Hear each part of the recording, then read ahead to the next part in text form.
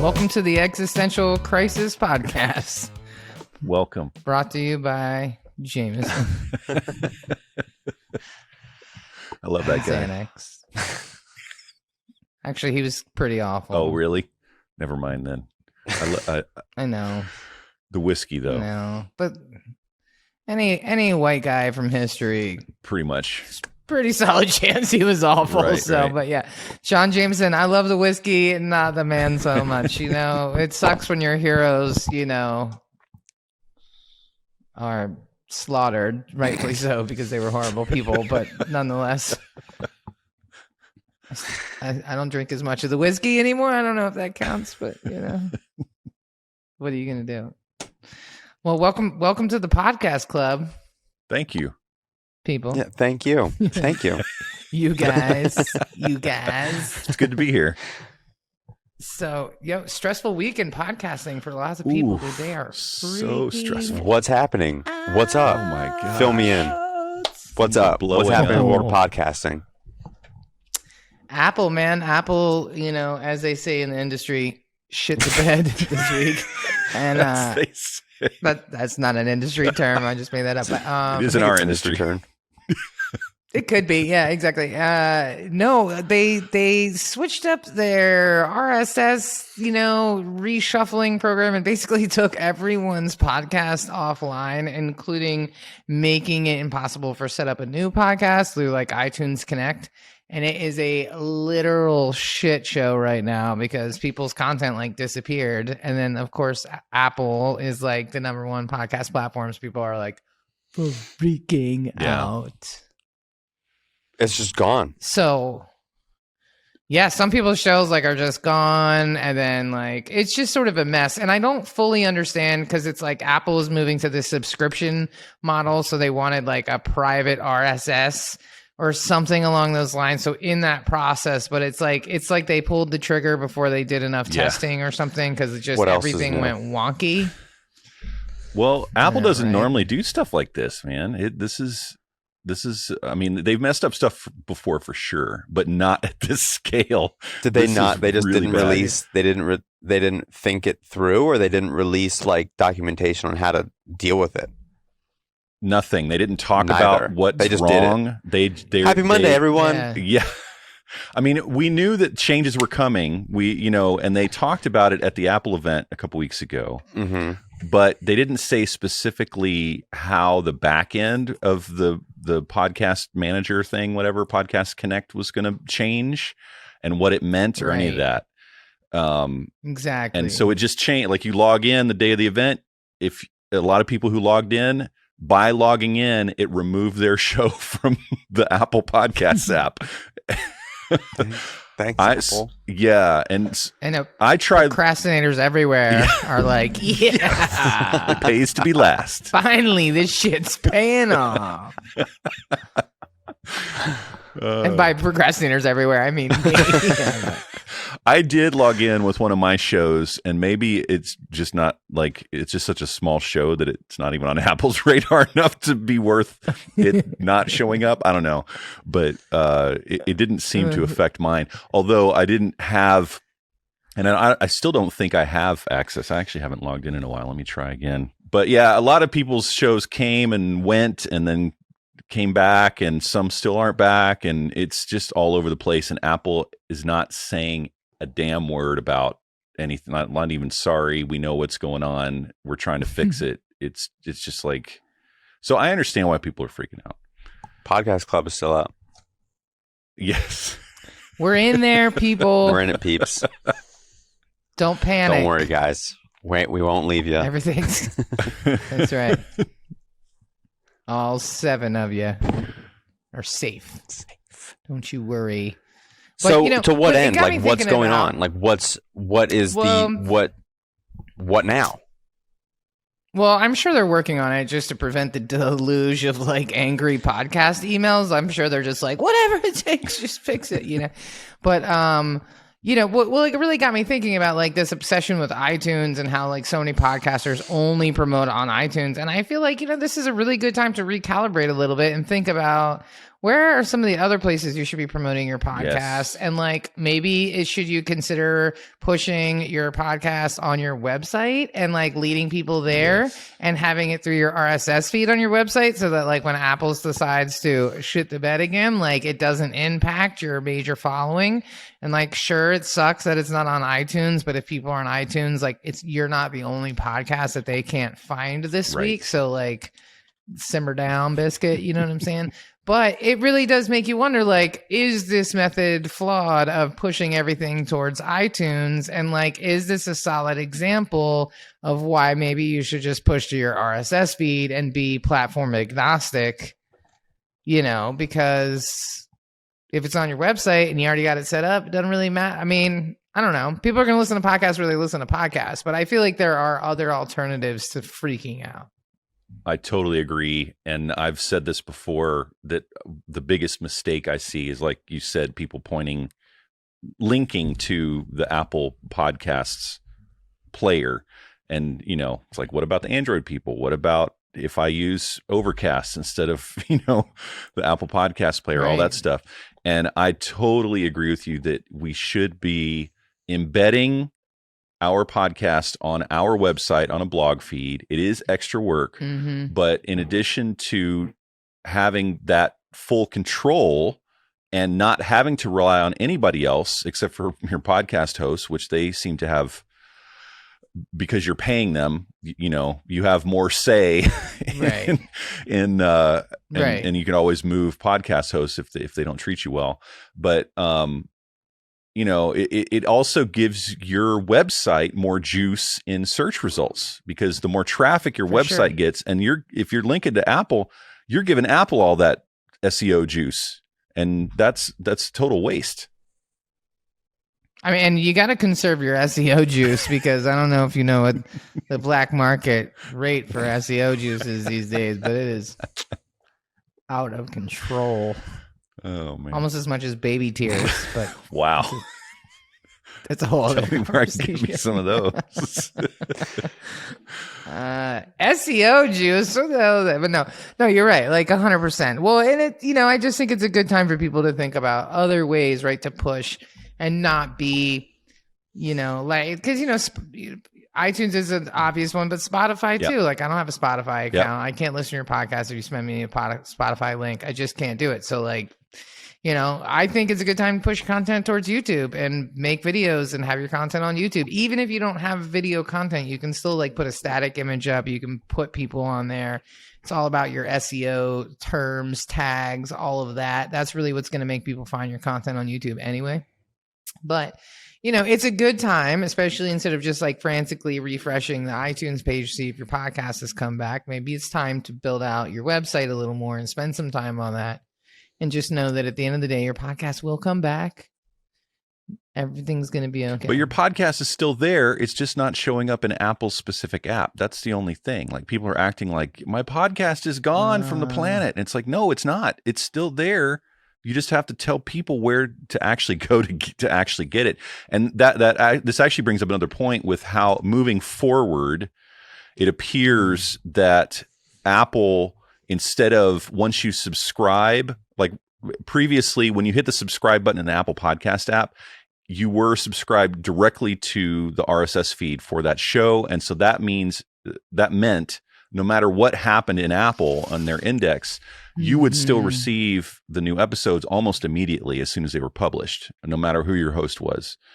Now, Apple, I think partly because of the whole functionality of the subscription, that's a hard word to say for some reason. I'm not even drunk yet. Now what I like how you reserved room for that. I heard it too.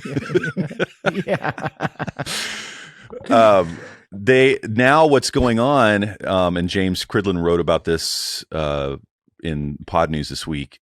It looks like what they're doing is now, even if you are subscribed to a show, you're still going through Apple's index crawler. So you have to wait. And Apple's index crawler that figures out, hey, is there a new episode?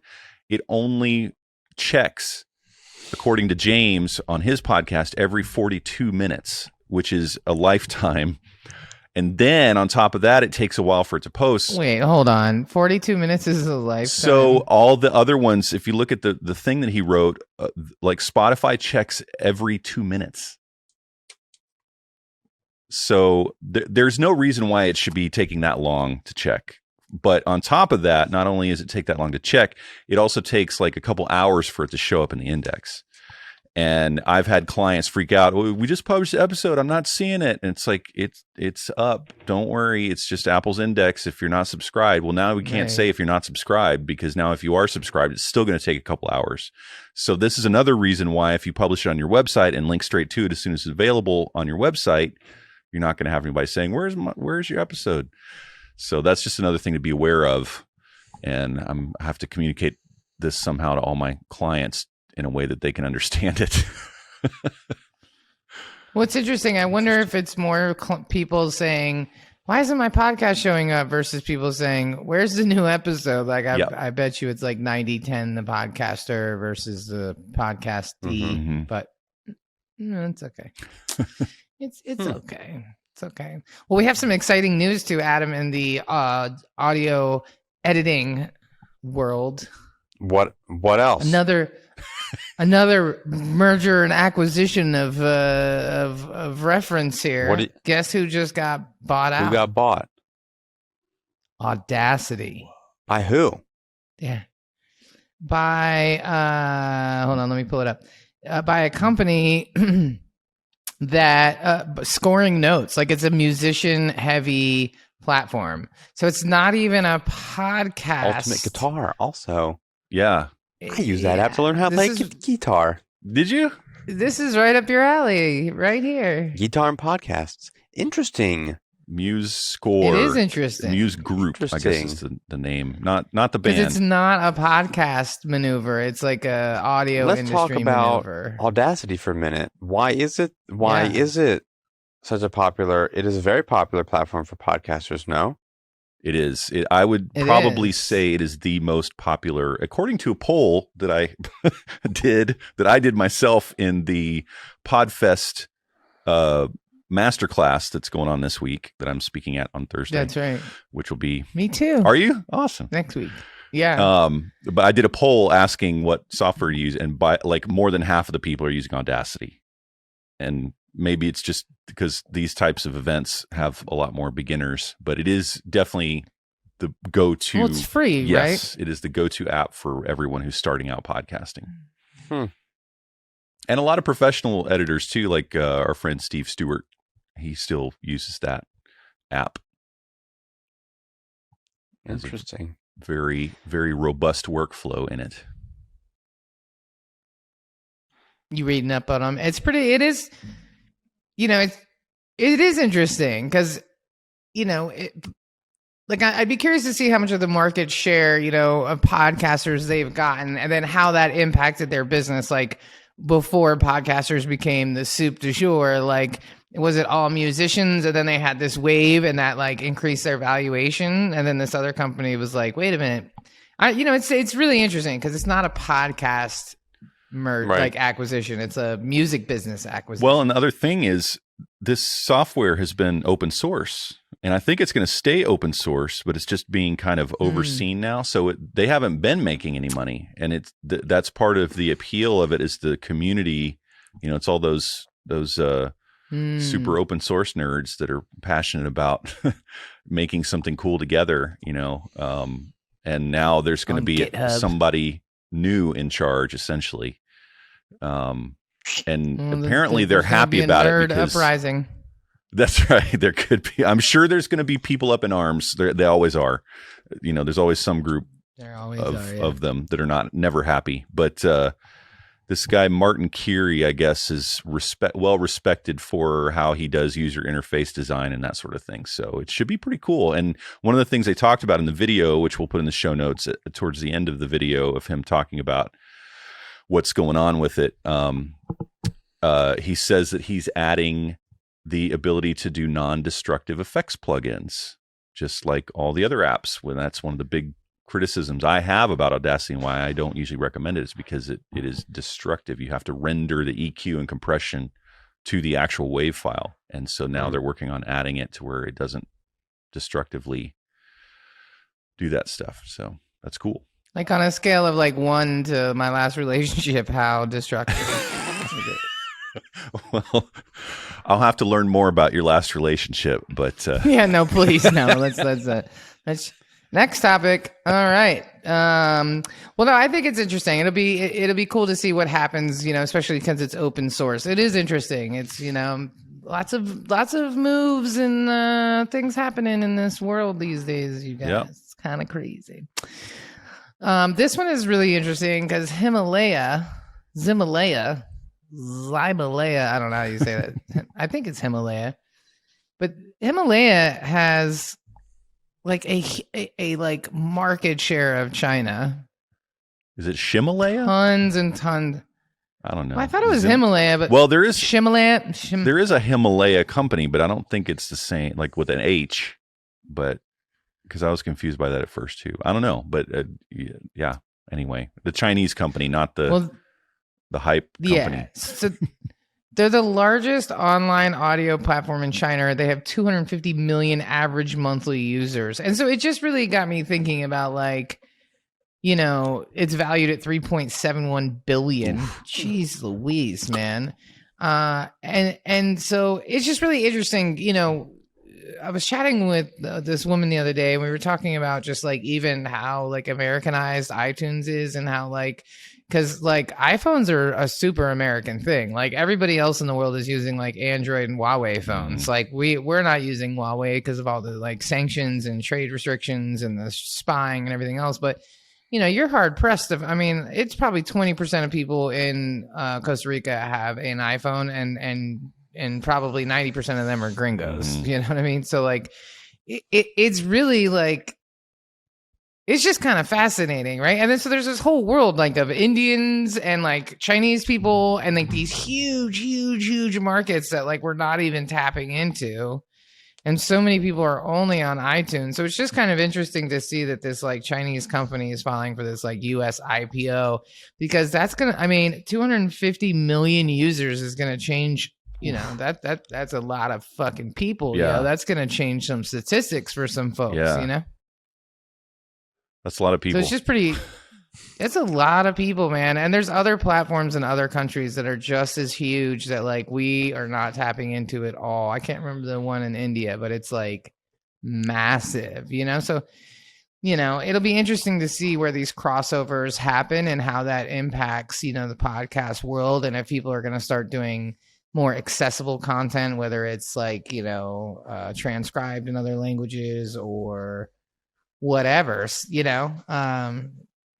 I think the global market's going to change. I think podcasters that don't consider a global market are going to get left behind a little bit. For sure. One more thing to do is add translations, add Chinese and Spanish and all that stuff. There'll be 17 new companies in 3 That's months right. promising to do it faster than anybody else. So, at some point it won't even be hard to do these things. You know what I mean? It'll just be second nature. Is there a lot of like podcasts being consumed from other countries, like English speaking podcasts being consumed in other countries and vice versa? Like, is there a lot of data around that? If you look at like the back end of your analytics on any of these platforms, it'll show you like other countries listening to your content. But if you're not targeting those other countries, they got to find you. Just like how many British podcasts am I listening to? Right. None, which is a shame because I love that fucking accent. And I'm like, why am I not listening? Pip, pip, cheerio. Like, I love it. I love it so much. Can I you watch even like find them? Like, are they in Apple Podcasts or, well, not today, but are they in other? I think so. Are they in Spotify, or do you have to go somewhere else, or like, are they segregated? They are segregated. So each country has its like main platform for listening to content, and everybody's in the race. Like everybody's in the race, just like they are here, but like, yeah, like Spotify and iTunes are not the number one platform in plenty of other places, Yeah, even if you look at what was it, like 450 billion users YouTube has, and like there's like 250 million on Spotify. It's like it can't even compare. We have 10 listeners for the podcast I do with my wife, Book Marketing Simplified, in India. Killing it. None in China, though. But you can also put your podcast on the Indian platforms. Right. And you can put your podcast on the Chinese platforms. I have not done that. And maybe only people that will understand. But I feel like that's like a whole new horizon. Wow, we have 78 in Germany. Holy cow. Dude, you got a German tour on the docket. That's Seriously. what I'm hearing. Like, I mean, I'm just saying, there's definitely some thought to be put into that. Like, are you uploading your podcast to the Indian platform, even if not everybody can understand it? Like, is it there? Because you can't do that through Podbean or Libsyn or any of them. They don't have anything really that's outside the country. It's all American-based podcast platforms. I'll have to check it's it like out. The whole rest of the world, y'all. I'll check it out and report back. Yeah, I'm definitely I'm curious about that. So, and speaking of which, I read this stat this morning and it caught me off guard. There are now 3.7 million podcasts in the podcast index, with 319,000 shows having posted once in the last 30 days. So less than 10% of the podcasts that are in the world have posted once in the last 30 days. Does that mean... Wait. There's almost I'm pretty bad at math. There's almost 4 million podcasts, but only 300,000 of them have posted something in the last 30 days. Yeah. Yeah. Is that posted once or more, or just posted once? So does that... It just says shows having posted once in the last 30 days. So I think it's like anybody that's posted in the last 30 days, whether it was once or more than once, right? Yeah. Like you just have to have had a... poorly written copy right there. Yeah. What's the average cadence of a podcast? Weekly? That's monthly, probably. Yeah, monthly. it's tough Average. to stay. Tough to stay. Tough to say. They're not as committed as we are, you know what I'm saying? It's hard to podcast. It takes time. I wish weekly. Matt's in the background like, tell me about it. I gotta listen to you jabronis every fucking Monday. He's probably already half drunk. He's like, not to cut this out too. No more of Molly's jokes, please. Nurse. All right. But it's, less than 10%, man. I also am curious, what is the podcast index? Is that like, what is that? I think it's Apple. I think they're looking at Apple's. Because I saw it in passing, but I could be wrong. They capitalized the podcast and index. Like it was a thing. a Usually thing. When they do that, it is like, because I know that Daniel J. Lewis does a lot of data crawling and amassing. He's got these databases that are really, really cool on the Audacity to podcast. And there's another website he started that's just about the data stuff. And it's all Apple's index because Apple makes it open. But that's something else that might change now too with this whole new subscription thing. It might be harder to crawl Apple's index. I don't know.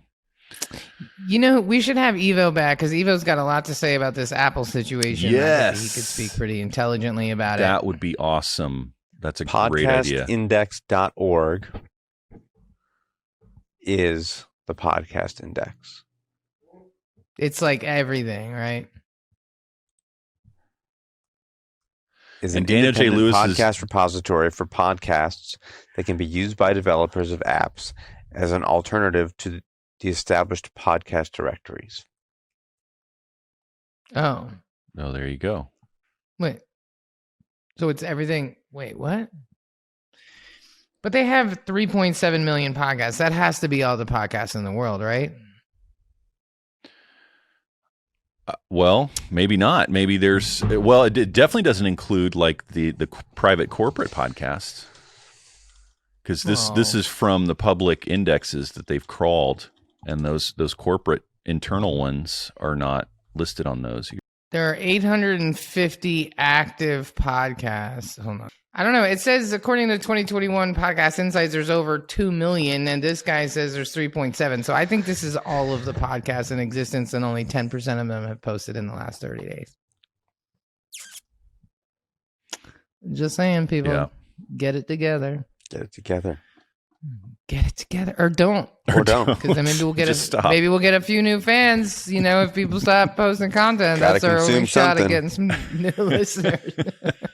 Interesting, but you know what I really want to talk about, and hopefully it's okay. But Marcus, let's talk about your stuff that you got cooking, or you're not ready to talk about it. I can start talking about it. It's still Yeah. in very, very early stages, but it's kind of this confluence of people that I've been interacting with that's kind of leading me to push ahead of schedule and to push the podcast audio lab into a space that I wasn't that I had dreamed about doing, but I didn't see it being a reality anytime soon. So I'm basically going to turn the podcast audio lab, which has just been a handful of virtual workshops, like one-off workshops. It started out pre-pandemic as in-person workshops, which I did one in February of 2019. And it was a lot of fun. I learned a lot and overwhelmed about a dozen people with way too much information in one day. So, I did that a few times. People left like, I don't even know who I am anymore. I'm like, yeah, my bad. like drooling. Like what? Yeah. So I'm still waiting on those lawsuits from that. No, I'm just kidding. But luckily it was all my friends in the room, so nobody was upset about the amount of information I dumped on them. So my idea at first was to just kind of trickle out these individual topical workshops virtually, and then get back into in-person workshops and try to do a multi-day thing where people can come to like one or two. And then I'm like, as the pandemic trudged on, I started thinking about, man, it'd be cool to do like a membership site. And I even talked with some people that I knew about trying to partner with them on it, and it didn't pan out. I won't go into the details of that, but it got me thinking more about doing the membership site thing. And so at Podfest Global, I started interacting with a lovely, lovely person in the UK named Juliana at SupaPass. Awesome human being. And she got me to sign up with SupaPass with the awesome discount that they provided at the Podfest thing. And so I initially was going to use that for my wife's coaching and course platform. But then I was like thinking about it, like, no, this actually works better for my podcast audio lab stuff. So basically I've outlined, I don't even know how many, it's like 100. It's like a lot of sessions that I have to record now. And then, so it's going to be pre-recorded content instead of live. I still want to do some live workshops to kind of support it as like webinar type stuff to lead people to the paid membership thing. But I'm going to do 3 tiers. The first tier is going to be a beginner tier, essentially, that is going to just be very basic, very affordable. And then the middle tier will be more advanced, which will cover most podcasters. And then there's going to be an advanced tier that gives them all my super industry secret, pro tips. What is SupaPass? Yeah, what is? I looked it up, and it's like a Canadian gas station, so I think I got the right thing. How do you spell SupaPass? It's Supa. I also tried to Google it. I couldn't find it. Explain more, please. Yes. SupaPass. SupaPass. SupaPass. SupaPass. SupaPass. There it is. Basically, I will have my own Netflix style hosting platform, not just website, but also mobile app. Oh, so I'll have iOS fancy. and Android. Yes. And it ain't cheap, but it's pretty cool. And there's been a lot of thinking going into it about both using it for content creators. They started, I think, mostly focused on musicians, and so now they're getting into the podcasting space. Like Imogen Heap is on there, and she's done a lot of work with them to improve things. But they've got all these new features that are coming that they've told me I'll be have early access to because they want it, because I'm very opinionated. In case you didn't know, they wanted a podcaster perspective, I guess. But yeah, so it's a really, really cool platform. It was way overkill for my wife's course, which is not going to be as expansive as what I've got planned with all my topical videos, because she's doing like more in-depth, limited social media marketing stuff, whereas I'm doing, podcast audio stuff. There's like a bajillion different topics I can cover. So this looks pretty great. Cool. Maybe we should have her on the show. Yes, we definitely need to have Juliana on the SupaPass. show for sure. So you can build, because I'm looking at like training platforms, and this kind of seems like it's kind of the same thing. So like screen recording, videos, quizzes, documentation, all of it on your own branded page, and you can either charge or not charge. Yes, kind of. So they are, what you're talking about sounds like more like an LMS, a learning management system platform, which is what we're currently using for my wife's course. Like Teachable or Thinkific is the one that we use. And it has the quizzes and the documentation, and SupaPass, you can have links to those things, but they don't themselves, you can't create like a quiz or learning system within SupaPass. It is pretty much all video content and audio content just too. Consumption. Yeah. One cool thing that I loved to see is right when you sign up, it asks you, do you have a podcast? And it has you write the name of the podcast, and automatically sucks it in again from Apple's index. And it dumps it right there into your SupaPass page. So there's a audio page that pops up with your podcast. So I'm going to do that with the podcast club and have that as and then linking to the YouTube videos and stuff in there. So as part of but you can do a blog in there. You can do, it's mostly, it's not so much for training like I'm going to be using it for. It's more for content membership, exclusive content, like behind the scenes stuff for, it's a like a Patreon on steroids, essentially. Very cool. So does it replace like a Teachable or a Thinkific? That's what I was looking for to do with Jen's, and it very well could, because with ours, we're not doing quizzes and stuff. We're just doing, PDF downloads, and I can link to those in the description for the video. But that is not what they talk to me about how it could replace Thinkific. They're not specifically going after LMSs, but they are definitely wanting to try to fill the need of people that are not like me, that are not happy with LMSs, because LMSs are usually pretty ugly and they're not very user friendly a lot of times. And they're pretty limited in how you can, display your content. So anyway, it should be perfect though for my podcast Audio Lab stuff, because it's all just going to be videos. Super cool. Yeah. Yeah, it is cool. SupaPass. It's super cool. So that coming soon. Hopefully I'll have something up by September is my goal. That's the goal I'm setting for myself now. I want to have something to show fellow industry insiders for podcast movement in August. That's going to be here in my backyard in Nashville. So I think I can do it. It's mostly just me at this point getting stuff recorded, and I've got, between Heartcast and then my new friends at that I'm helping train on Billy Salibi's team, which we need to have him on the show too. But I've got people to help me actually produce the video content, so I don't have to do it myself, because that's the biggest hurdle, is actually getting the video stuff done. So we got you. So Adam, how about you? What's new in the audio world? Anything exciting to talk about? I'm still reeling from NT USB Mini. I know, that was a real industry shakeup right there. Yeah. Isn't everybody? They should be if they're not. Around the water cooler, that's all they're talking about. It's amazing. Podcast world is a little quiet right now on the gear front.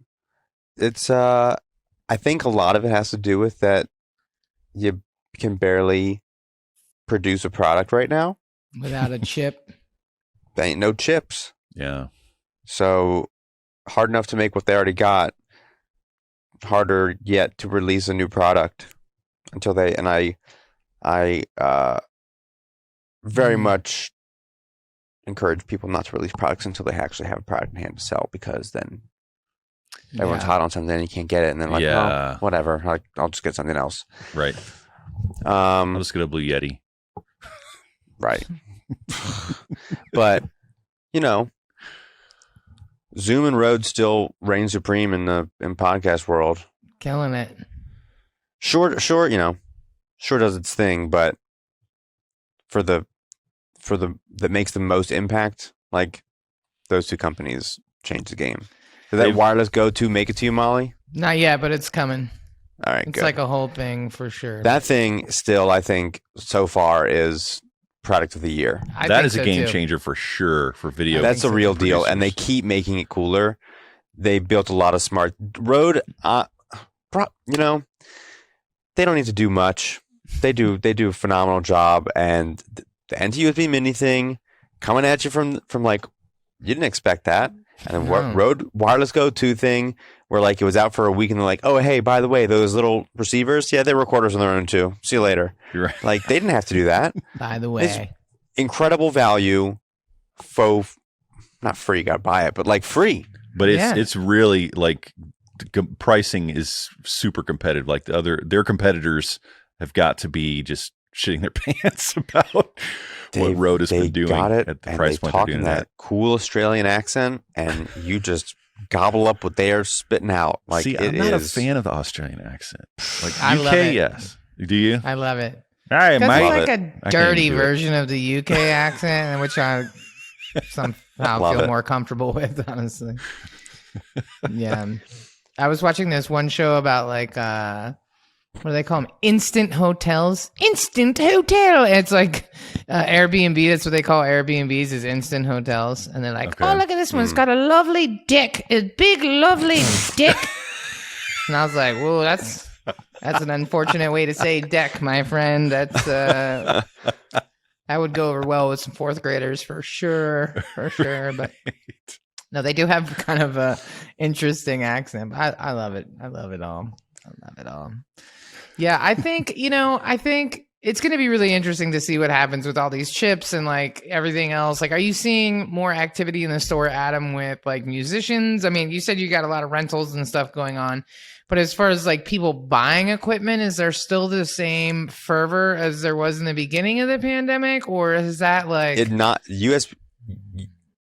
You know, I think we're about to see more stuff related to what I can only call traditional podcasting, as opposed to the streamified podcasting that we've known for the last year. Seeing a lot more microphones that need to be plugged into things, so like pod mics and boom arms is definitely outselling the USB microphone world significantly. They don't need chips, and unless you're an NT USB Mini, you can't use more of those with a group of people, right? Nor would you want to.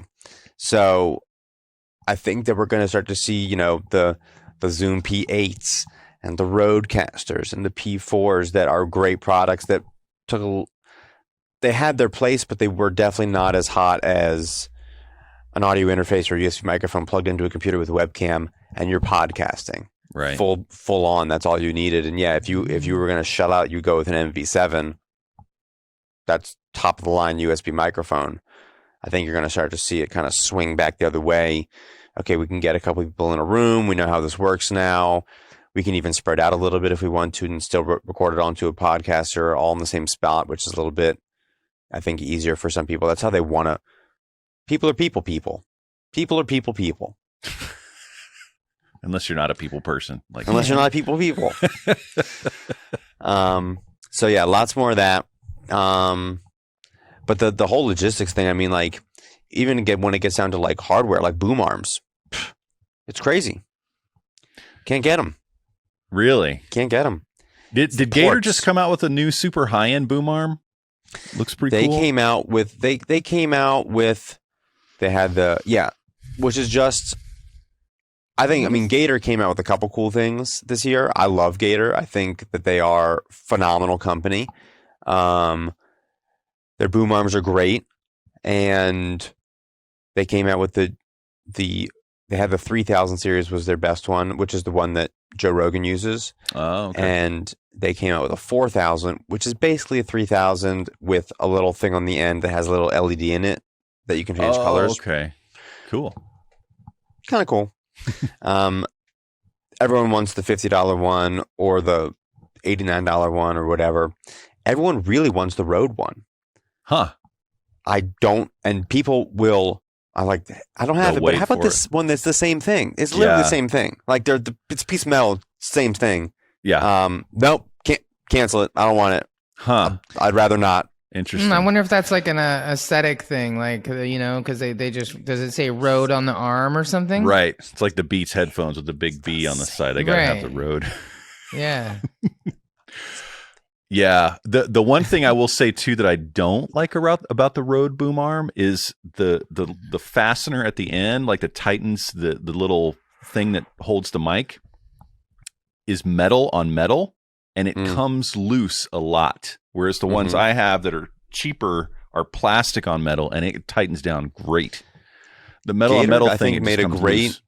They made great. Because like they make heavy duty mic stands. Like they know like what they're making. They've done a really good job with it. They also came out with, I think my favorite little tchotchke of the year so far is they came out with a shock mount for like an RE20. Ooh, which is like, Marcus, you probably know the ride coat shock mount where it has like little plungers. They kind of come in like this. Yep. Little, almost like little hands grabbing your microphone like this. Mm-hmm. It's awesome. And it works for any size mic, pretty much. Any mic, you know, like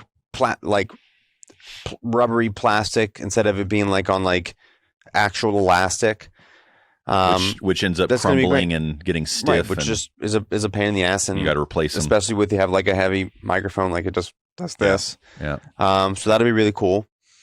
They came out with desks. They have really cool like clamp on, like monitor stands or laptop stands where they clamp to your desk and can hold your laptop up.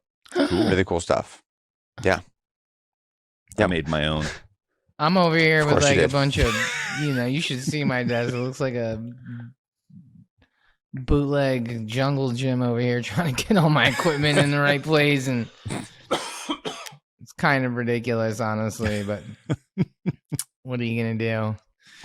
Yeah, well, you know, it's an interesting time for sure, man. I'm curious to see, you know, but that is kind of fascinating that people are buying more like real microphones and like audio interfaces and stuff. I think I only thought about it. Yeah, I only thought about it when you asked, because like I see them selling, like of course it's selling, but I'm seeing them sell more than I saw other things sell. Yeah. But it's I think we're going to see it swing that way more now that people are ready to kind of convene again. Well, yeah, people are ready to hang out again. That's my guess. They people are want ready to to be hang in out. the same room again. It's part of the whole process of like moving into the next wave of reconvening life, hopefully. Reassimilation. Right? That's right. Hopefully. Yeah, hopefully. What a weird time. Tenet. I just watched that last night. Was that Crazy heaven? movie. Is that the Heaven's Gate handshake? That's what it feels like. Come on in. Your Kool-Aid's over here. Do you guys remember Heaven's Gate? Yes. Okay. Heaven's Gate was like they all like put on purple robes and like killed themselves, and it was like a cult situation. Yeah. Big mess. That was a pretty bad synopsis of their whole deal. I'm like, purple robes. Purple robes, Kool-Aid. Got it. That's what Jack. That's all you Sounds about right. No disrespect to the victims. Rest in peace. But yeah, super strange. Well, you know, it's an interesting time in the podcast world, guys. So, you know, next week we'll have to circle back. Maybe we can get Evo to come on the show next week and we can talk more intelligently about the iTunes, you know, catastrophe of 2021. That's right. The great iTunes catastrophe. You know, or part 2 of 2021. Because Apple just really keeps messing things up, man. You know, it's almost like they're desperate, right? They're like acting like they're like, fuck, we better put something out quick. Like, who cares if it works? I mean, that's kind of like their whole MO, right? They're like, it only needs to work for 12 months and 1 day. there's a war going on in your phones right now between Apple and Facebook and all these different companies to track your data on how it's all going to go down. Someone's tracking you somewhere. They're over war. Who gets what now? So crazy, right? It's like a custody battle, and we're like, but you're not our parents. Like, I don't. How can you get know us? my IP address? What the heck, man? But they do. They do. Well, guys, it's always a pleasure hanging out with you, and we'll definitely have some fun guests coming up sooner than later. Last week was really great, and we'll have more of those. This week was great too. No shade on tonight, but it's not as exciting as a day it's more fun with guests. Week in the podcast world. Yes, exactly, and especially when oh gosh, he was just like totally overwhelmed by all my hallucinogenic jokes, but whatever. What else is new? He was like, oh no, but that's okay. We can't all be wholesome and good, so I'll wear that other hat proudly. So but yeah, I'm excited to see you guys again next week and chop it up more. We've got some actually exciting things coming up, lots of improvements. I feel like I'm getting settled in, so we'll be doing some more fun stuff sooner than later. So thank you all for tuning in. Please like, comment, subscribe, and subscribe to us on iTunes if you want, but really YouTube. If you can. We're still there. We're still You can. Unlike some of you jabronis, we're still there. We're on it. We're on it. But really, we want you to subscribe on YouTube because that's where the good stuff is. So I hope you enjoyed the episode, and we will catch you guys next time. See ya. Peace.